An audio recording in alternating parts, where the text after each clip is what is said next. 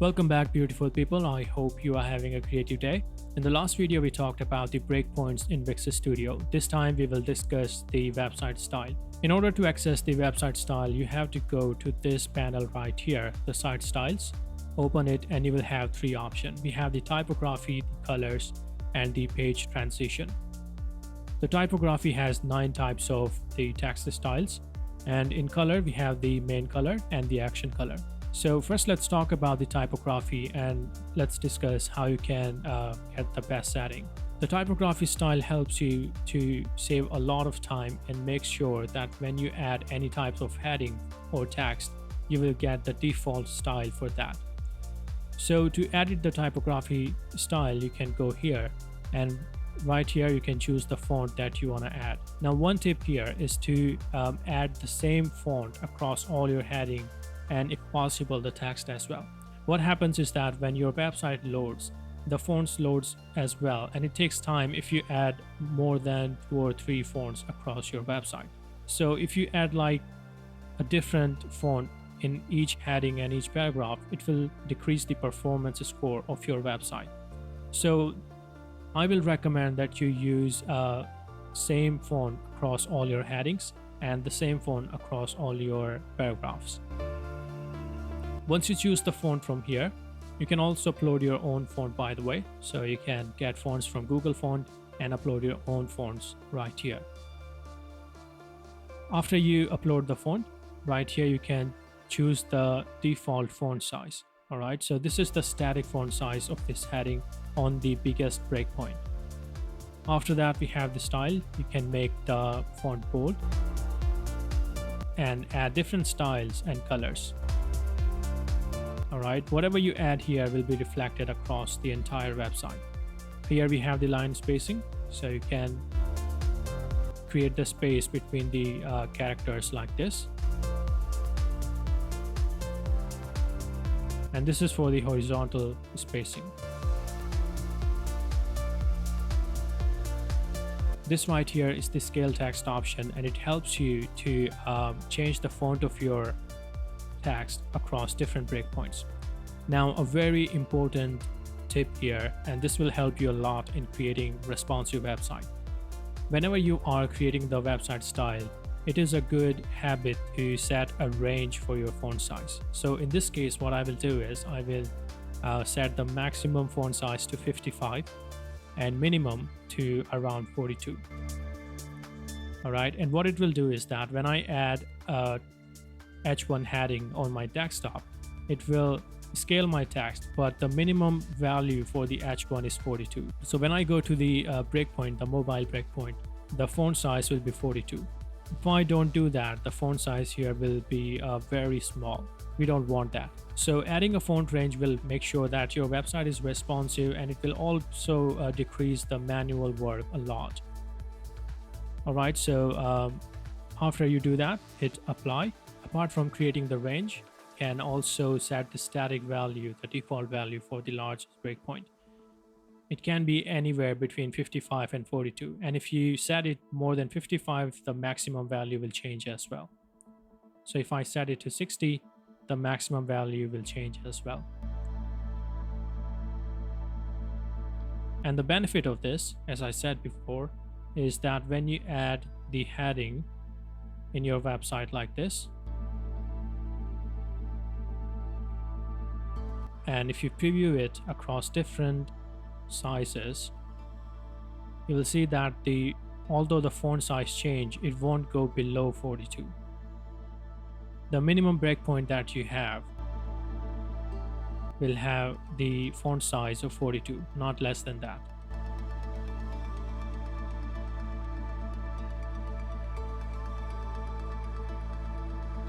Okay, so this is the minimum and maximum range. So your font size will always be between this range, not more than 60 and not less than 42.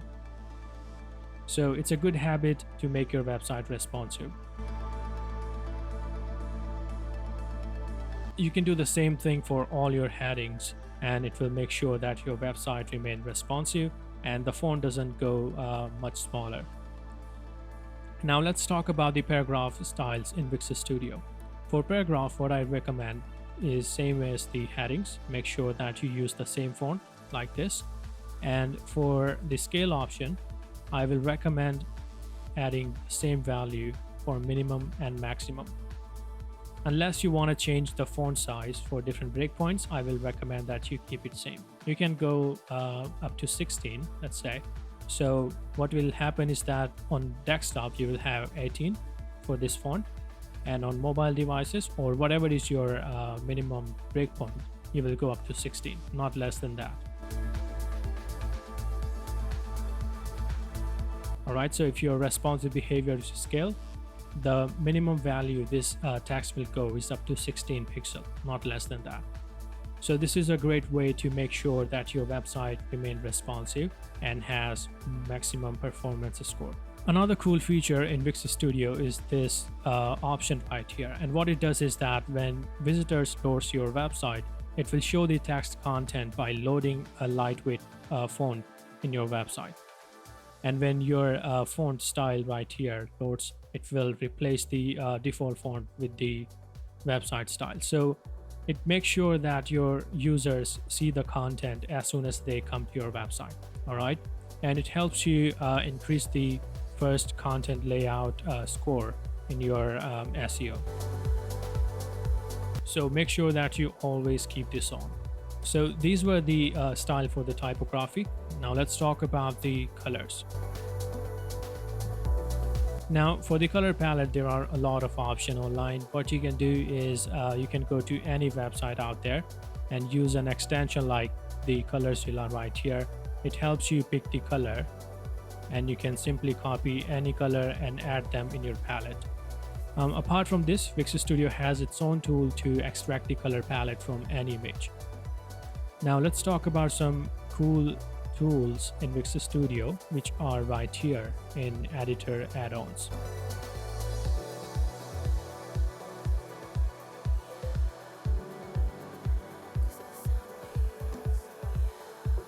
Right here we have the color selection, and this will help you to select the color from anywhere on your screen.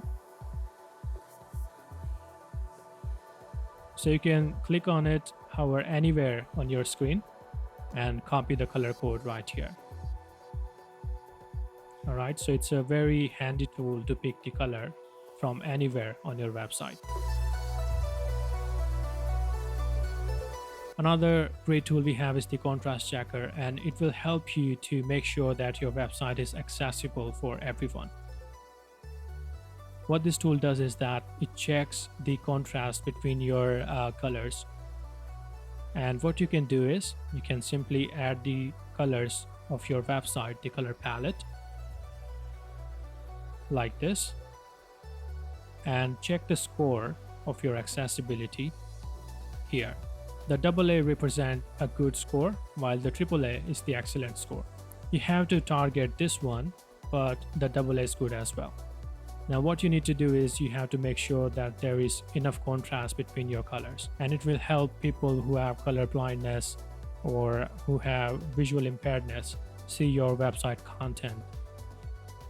And Google actually see this as an active ranking factor. So you have to make sure that the contrast between your colors, the primary color and the secondary color, is good enough. All right, so you have to make sure that your background and text, as well as the action color, all of them have enough contrast.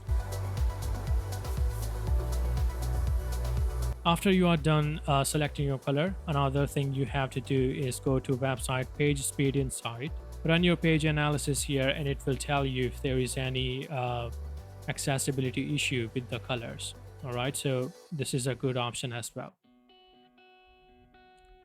After the color, we have the page transitions, and you can simply choose whether you want to fade in and out for the page transition, or you don't want to add any transition at all. But the most important thing here is the typography and color. So make sure that you follow the best SEO practices and create a range of the font size to make sure that your website is responsive across all the breakpoints. So yeah, that's it for this video. I hope you learned something. Thanks for watching.